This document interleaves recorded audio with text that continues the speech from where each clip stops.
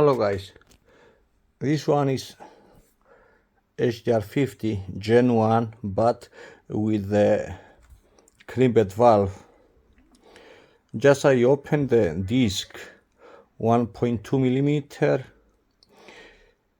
and I keep the original pin and farting is not working.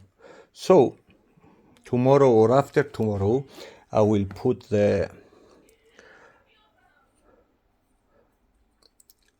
valve with threads. This is a rare valve. It's the first valve that the HDR50 came. So I will put this valve. I will take out the valve block, the horseshoe. Anyway, and I will replace the O-ring. You see the green O-ring is not good. This I will replace the O-ring with NBR 90A O-ring, and I will put the power kit. So I hope will work, because now it's not working. This gun came with for modification and no success. Also another one came and had problem. So I understand that the HDR50 Gen 1 with the crimped valves, it's is different, act different if you drill the disc and if you remove the valve block.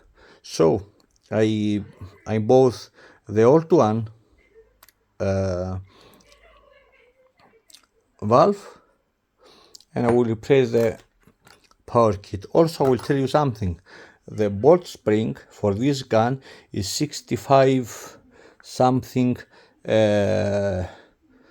longer, the spring, but I will not replace it. When I will modify it, I will put the bolt with the pin, and I see when the pin it's go into the O-ring, and I will understand from my experience if I must to replace the spring. I think no need to replace the spring. The spring will work fine and everything will be fine. I will make video. Thank you for watching.